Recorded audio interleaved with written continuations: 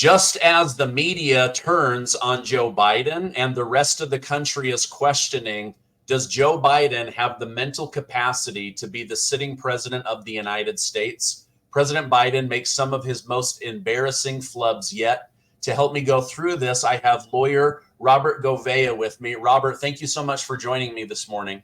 Thanks for having me, Stephen. Great to be here. So just so my audience knows who you are, you're a commentator, you're a writer, you have a YouTube show just like my own. You cover conservative news from a legal standpoint, and I'll make sure to put a link directly so that people can check that out. As I mentioned, the country continues to question the mental health of President Joe Biden. In the last 48 hours, he referred to Vice President Kamala Harris as Vice President Donald Trump. He also introduced Ukrainian President Volodymyr Zelensky as President Putin during a NATO Ukraine conference. He seems to be slipping fast with his mental abilities, which is only boosting Donald Trump more and more in the polls and also in the betting websites. What are your thoughts on these two major flubs? The flubs, I think, were important because there's this narrative that's already in the media and all across America and, quite frankly, the world, that Joe Biden doesn't have the competency, as you mentioned, to continue to do the job. Now, I'm of two minds here because on the one hand, I want our country to do well. I want America to have a successful leader, to have a competent, capable president who can guide our country through all of the difficult things that we're witnessing right now. And it would be nice if we had that, but clearly we do not. But at the same time, I want Joe Biden to stick around and remain on the Democratic ticket. I support him for the Democratic nomination because I do not want him to escape any liability or culpability for the past 3 years. The last thing that I want to see happen is for Joe Biden to escape the ramifications of everything that he's done to this country.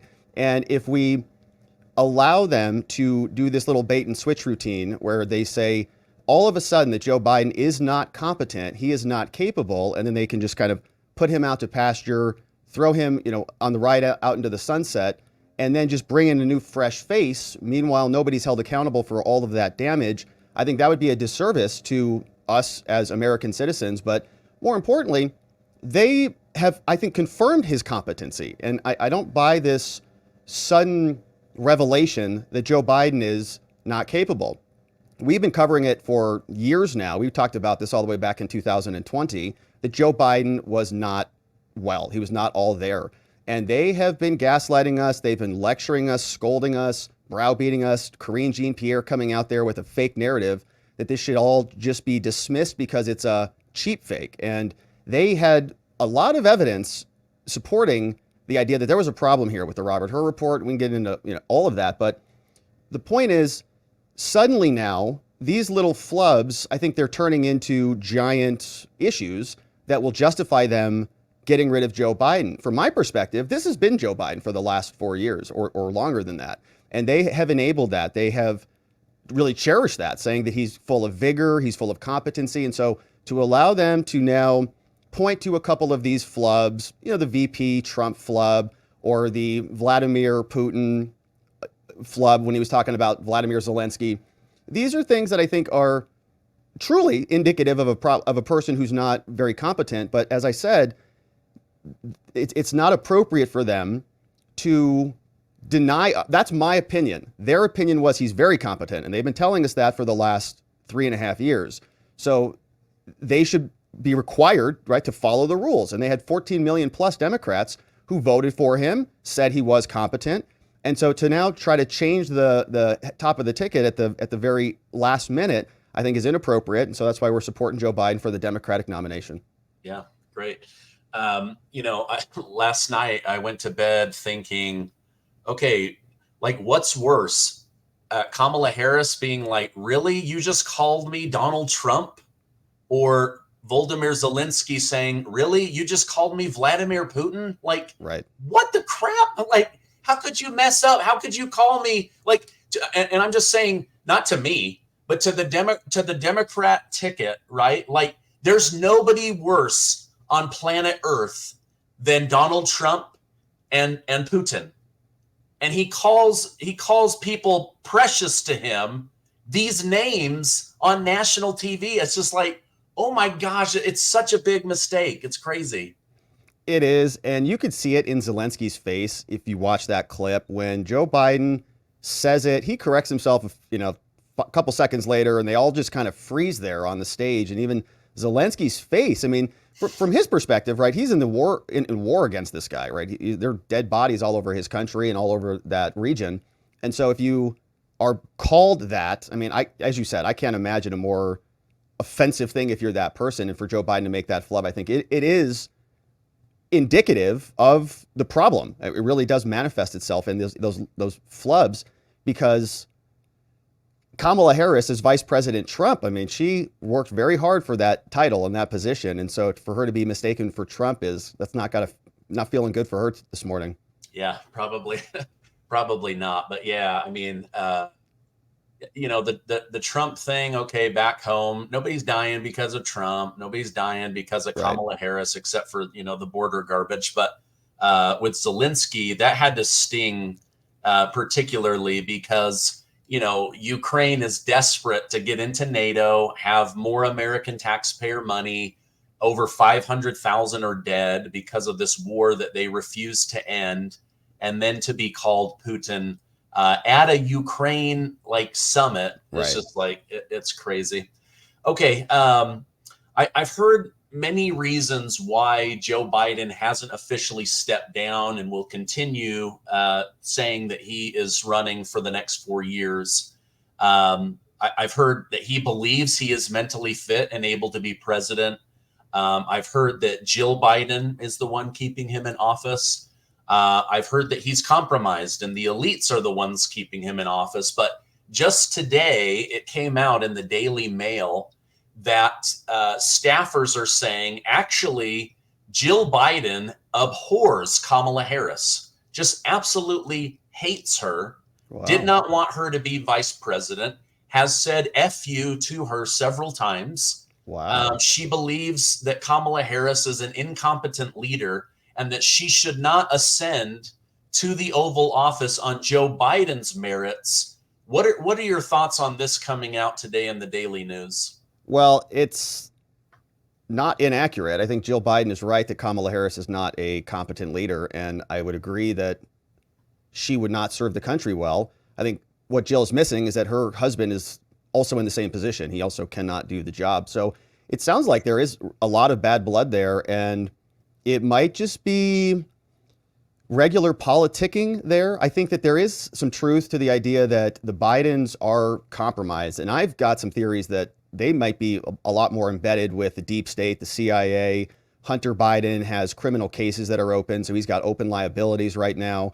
And we know that James Biden, the president's brother, is highly involved in a lot of this stuff. And so I think that Joe Biden and the family have a strong incentive to keep the presidency. Obviously, it's a lot of, there's a lot of power there, and I don't think there needs to be a lot of justification for why they don't want to leave that. But when you add in all of these additional complexities, Hunter going to prison, or maybe this stuff spirals out and actually touches Joe or touches Jill. And so this is basically a survival situation. It's a do or die situation. They have to stay in power, or else there may be some ramifications for them. But I do think that there is a fissure, and I think we've seen this for a long time, that Joe Biden felt bitter. He was this political guy who ran for president a number of times, failed a number of times, had plagiarism problems and all these different things. And then when Joe Biden was the vice president to the first, remember he said the first female vice president or whatever he was, when he was working with Obama, it was a strange thing that he wasn't the heir apparent. Obama left office. Why didn't Joe Biden become the president and become nominated in 2016? Felt like to me he got snubbed a bit. They threw him to the side, maybe because Obama knew back then that he was incompetent and he was on the beginning of a downward slide, a glide path down. So he gets snubbed. They try to shoehorn Hillary in.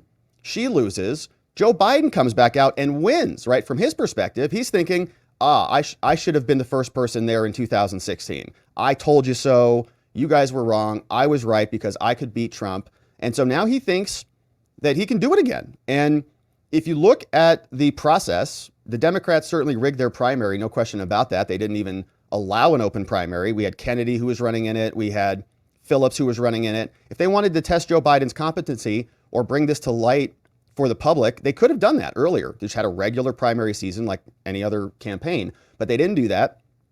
And what we now see is it's all failing. So Joe Biden, though, he has, from his perspective, I think, won fair and square. He's got the delegates. He's got the votes. We're 4 months out from the election. And he's got all these people in his ear, Hunter Biden saying, Dad, don't drop out. I need you to pardon me. I've got all these criminal cases. James Biden, Jill Biden, all saying the same thing. And so to turn it over to Kamala, I think feels like it would be decimating Joe's success. He can do it again, right? And so to turn it over or to enable her would be almost an admission of failure, almost an admission that he is too old. He is not competent enough to do this. So they diminish her. I'm sure she's not happy about it. She seems like a miserable person to work with. I don't think she has any allies in the White House. I think even most of her staff say she's just terrible. So I can understand that. And from that perspective, why would Joe Biden leave? Yeah. Well, I think every president hopes the next person in their party will carry their legacy forward. In the case of the Obamas and the Clintons, I think they were also hoping to have some cover on crimes, things that were being investigated. Hillary wasn't able to do that because Trump beat her. And then now Biden is in. He's probably thinking, wait a minute, there's nobody to cover me. I've got to stay in the race, cover myself. I can't have these Ukraine stories coming out after I leave. Right. I can't have these Chinese Communist Party stories coming out. I've got to protect Hunter. I've got to protect my family. So I'm sure there's a lot of pressure as the head of household just to protect his own family from the justice system.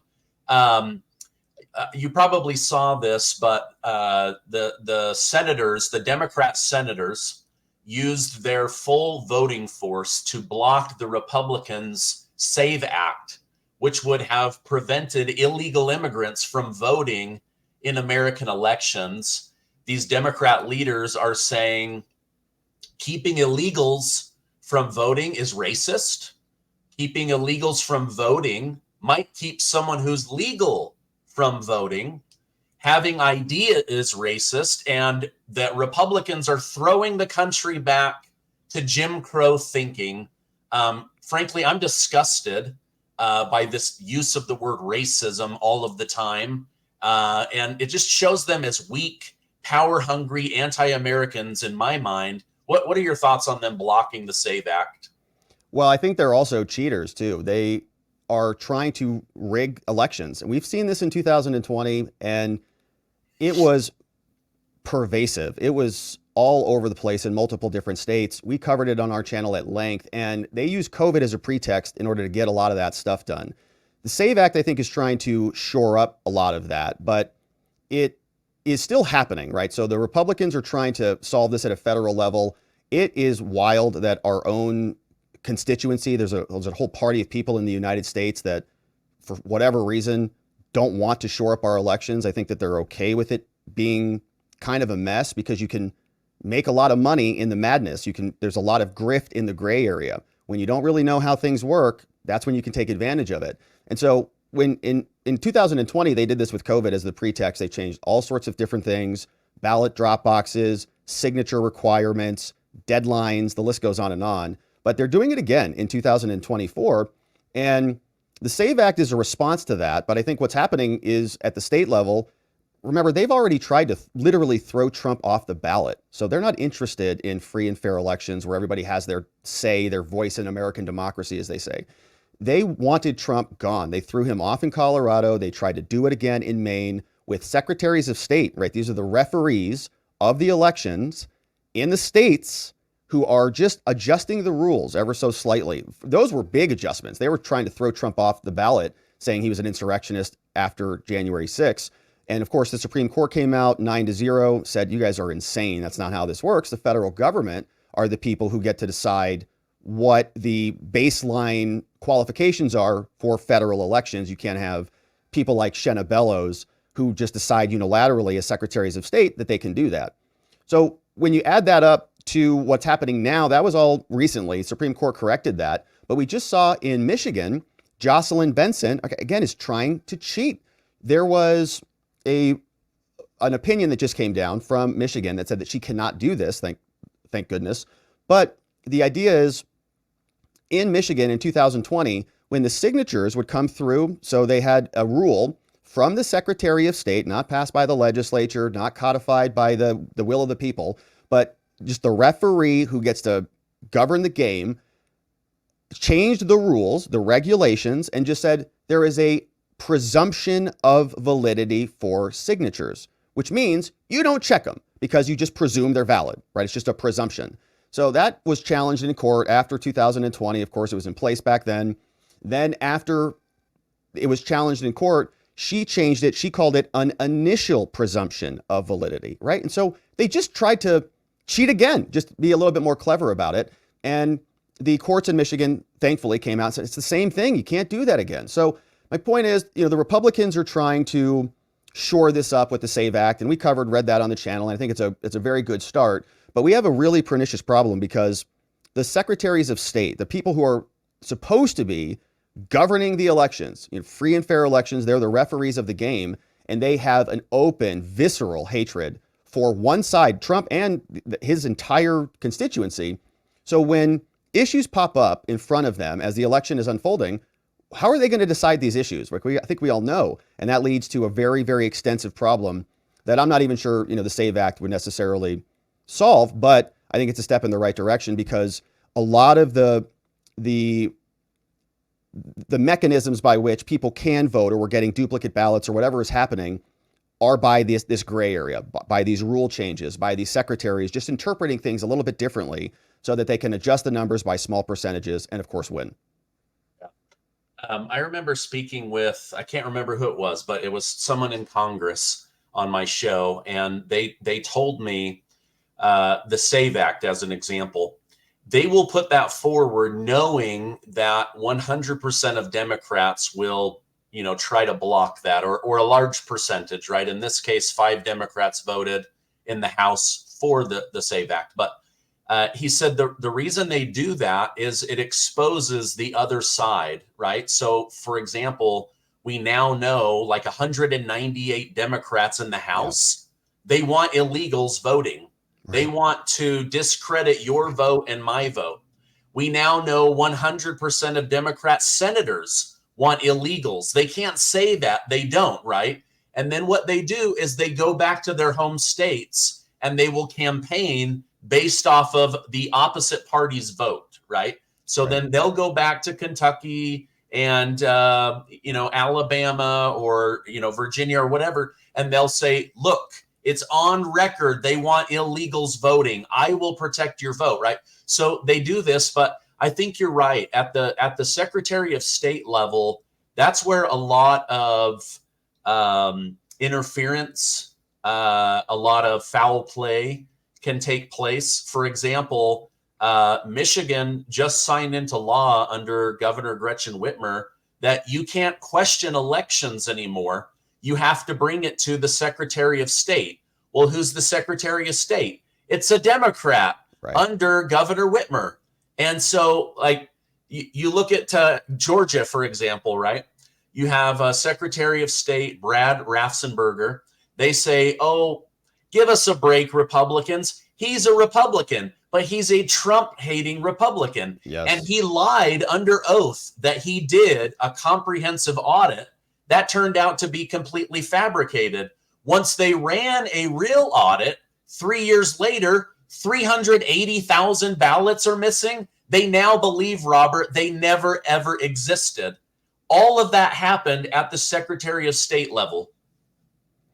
Right. Georgia is a mess as well. And I think there are so many layers to this. I mean, we could spend hours talking about the election stuff, but even in Georgia, I remember there were water main breaks. Remember 2 a.m, Fulton County, there was a water main break. Suddenly, even the news anchors were all talking about it. So the idea that you're going to have people where in Georgia and Fulton County, we still have, we have the Fani Willis saga. We have the YSL trial saga. We have prosecutors who are clearly corrupt. In the Trump trial, Fani Willis was paying her ex-lover, Nathan Wade, something like $700,000 to go prosecute Trump, right? It's a grift. It is corrupt. So the idea that this was not happening in 2020, I think, is boneheaded. And in fact, there was an opinion. There's a judge there called Amy Totenberg, and she released an opinion talking about all of the election machines and the software and all the different devices that are out there, and explained that there are serious problems with them and that they've gone way back,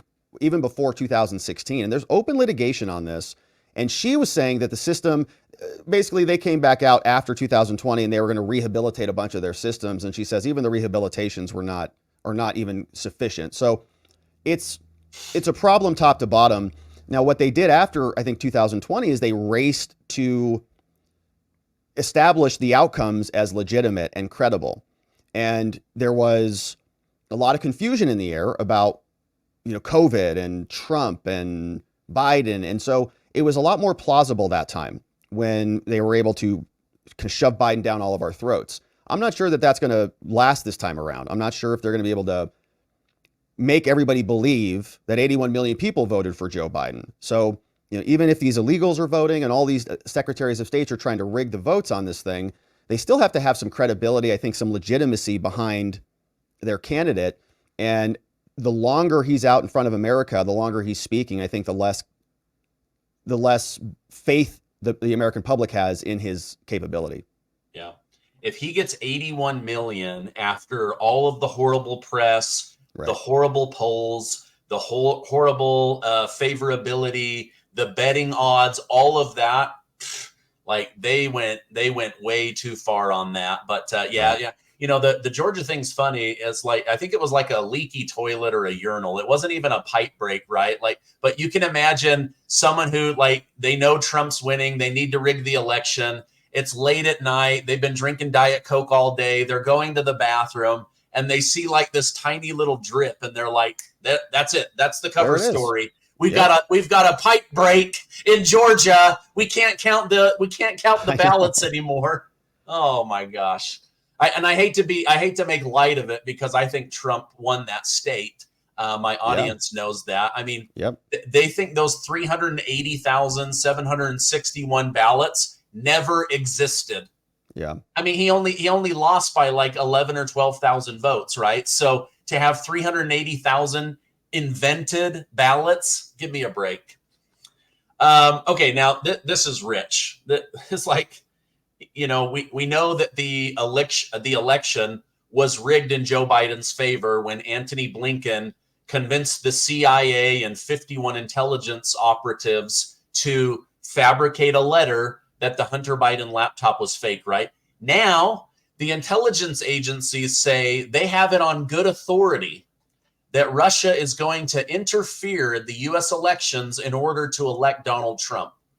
First of all, now this is like the talking point of every Trump election. Oh, Russia is doing something.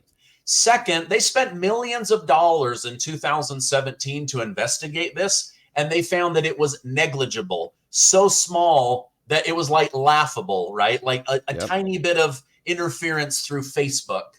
And then lastly, Democrats, I believe, are setting up a new Russia scenario in order to discredit Trump's future big win. What are your thoughts on these stupid intelligence agencies? It's amazing. I've noticed the same pattern. They released a bunch of stories about this yesterday. Even Fox News was saying they spoke to the DNI, Director of National Intelligence, Avril Lavigne, and some of her other deputies, and they were saying specifically that the Russians were going to help Trump. It wasn't even like Russian interference. It was Russians are helping Trump. And it was the same story that we saw the last two election cycles. And it's like season 3 of this thing. And it's the same plot every time. We already saw it in 2016, and they fabricated it back then as well as they've done basically every time. But that was the steel tape. Trump got urinated on by Russian hookers. All of that was funded by Hillary Clinton and Michael Sussman and guys like Mark Elias at that law firm that they were all working at, who are now actively waging lawfare against Trump and Republicans all throughout America. So they've done it. They've manufactured it, and they're just trying to do it again. And it's actually a scary prognostication, I think, that they're regurgitating this because they're running out of options. I mean, Joe Biden is failing across the board, as you were mentioning, his litany of problems. His policies are also catastrophic. And so if they could bring someone in and tie Joe to his terrible policies, that would be great. They'd love to change the story and have a fresh new face so they could forget about how Joe has mismanaged the Ukraine situation, from the border to inflation to Gaza, all the things. And with everything in such a precarious position, with Joe Biden doing so poorly and the polls adjusting, the Democratic Party in as much disarray as I've ever seen in my entire life. I mean, they're just melting down. I worry that they'll do something to instigate that, right? To actually manufacture something that's at a scale much bigger than what we saw in 2016 or 2020, right? Let's try it again. Okay, the last one wasn't big enough. So what can we do now to really tie Trump to Putin, or to make, some sort of a Russian-led assassination attempt on somebody or something, right? To really escalate this thing, because they have nothing else to talk about. They've got nothing else to stand on. It's this Russia scary monster story again. Yeah, no, I love it's season 3 and we already know the storyline. It's like, yeah, come on, you can't just keep using the same Russia story. It's like, oh no, but in this season, they got better at computers. I know. It's the same character, man. You just change the face. Like, it's the same guy. We already know it. So you can't fool us again. I'm hopeful that people are starting to get burned out on it again. It's like Russia again, they're doing it again, but they need, they've got a core constituency of people who will listen to everything that they say. They'll stay energized. And so if they can keep hitting them with the Russia fear, or any of the other fears, TDS, Trump, democracy, J6, Putin, whatever, they'll do that because it keeps their energy up, and they need that badly right now because it's going to be about engagement. Yeah, absolutely. Okay, your channel really focuses on the legal side of stuff. In regards to the Donald Trump New York Judge Juan Merchan situation, do you think Judge Juan Merchan wants to jail Donald Trump before the election, or do you believe he maybe put off the sentencing in order to find an off-ramp for himself to get out of being the judge that puts a former president in jail? I'm specifically thinking of like Special Counsel Robert Hur. I'm sure he was like, oh my gosh, we have all this evidence that Senator Biden stole documents, that Vice President Biden stole documents, but oh my gosh, I'll never have another job in DC again. I've got to come down harsh, but I've got to provide myself an off-ramp. What are your thoughts? Are they going to push for jail? Is he going to look for a way to get out of this? I think both things are kind of true. So Judge Merchan, if he could jail Trump, I think he absolutely would. I think in his heart, he would love to do that. I think he would consider that a career victory. It would be something that he could look back on as a judge who had the courage to stand in the face of a dictator and all of that stuff. I think he would be perfectly fine doing that and jailing him for the max, honestly. And that's based on what we saw when we covered the trial. I think that Merchan has a total disdain for Trump. He was commenting about Trump. His daughter was on a podcast. His daughter, as we know, is named Lauren, and she works or has worked for Joe Biden specifically and Kamala Harris. You can go to her website. She's a Democratic operative fundraiser, so she raises almost $100 million for Democrats the last time we checked. And she's the daughter of the judge. The daughter of the judge was on a podcast and explained that her father was really mad about Trump tweeting and didn't like him. We also know he donated to Joe Biden, the judge did. And so there's a lot of, even before the trial started, evidence of bias and animosity against Trump. But then when the trial started, I mean, he was just almost, you could feel his hatred of the man. You could feel how he addressed him, how he was holding him in contempt for useless, meaningless things that were all protected by his free speech in the middle of a campaign. So the disdain for Trump, I think, is at peak. It's at maximum. And I think he's a New York guy, so he would be fine there. He could go to the cocktail parties for the rest of his life, probably be on CNN as a commentator in 15 years, who knows. So I think if he could do it, he would do it. But the immunity decision from the Supreme Court wrecked his opportunity and wrecked the lawfare effort all across the board. And Mercan's is the latest, or I would say the most significantly impacted right now because of the verdict that came down, right? We're right in the middle of this gray area, or this period between a verdict and sentencing. And we had sentencing was supposed to be scheduled, I think earlier this week, actually. And it got postponed. A couple days ago. Yeah, it got postponed, as you mentioned, in the aftermath of the immunity decision, because what happened in this case is Trump marked in his argument that immunity applied early on in the case before the trial ever started. In the pretrial process, Trump said, Judge Mercan, we need to pause this case, just like they did in the January 6th case. If you remember, on the January 6th case, which was in Washington, D.C. in Judge Chutkan's courtroom, that was going full speed. We had evidence coming in. We had pretrial conferences and all different things were happening until Trump invoked immunity. And as soon as he invoked immunity means you're immune from everything. You're immune from the process. You're not just immune from, the verdict. You don't have to go through the conferences. You don't have to read your discovery because you're immune from the process. And in D.C., when that happened, it stopped the case, right? Stopped it. Everything went up on appeal. Prosecutors couldn't do anything. Trump couldn't do anything until it got settled. So Trump's made that same argument. And that was the right way to handle it, by the way. But in New York, Trump made that argument. He went to Judge Mercan. He said specifically, I have presidential immunity. A bunch of evidence in this case is going to be about the time when I was president, right? The checks that were at issue here about the false business records were written in 2017 when Trump was the president. Michael Cohen testified that he was doing work for the president. We had Hope Hicks, White House communications director. She came in and testified about what was going on in and outside the Oval Office, right? Madeleine Westerhouse, same thing.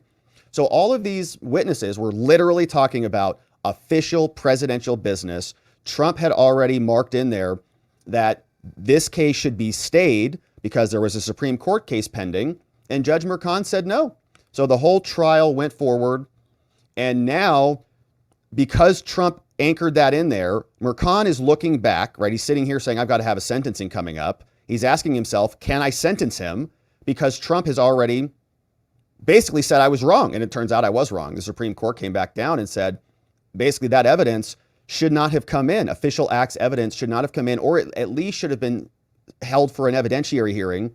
We should have gone through and asked some questions about, was it official? So immunity clearly applies. Was it questionable? So we have a presumption of immunity. Or was it non-official? So there is no immunity, which is what the Supreme Court ruling held.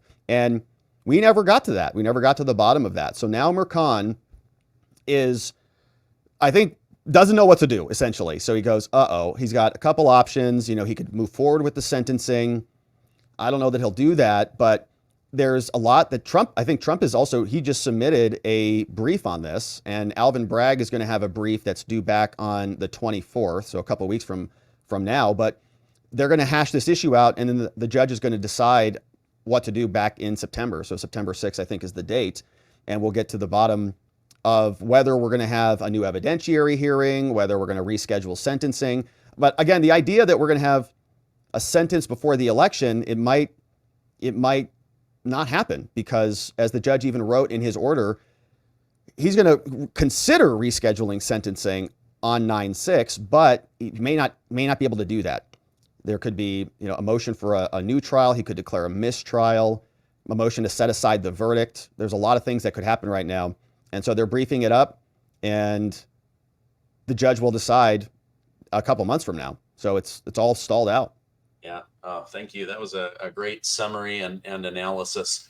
Okay, 2 lightning questions because we're up against time here. What are your thoughts on Judge Eileen in the classified documents case down in Florida now questioning, wait a minute, does special counsel Jack Smith even have authority to bring this case? Because as you know, he brought down people from DC in order to do a grand jury in Florida, gets the case opened, but Congress wasn't involved.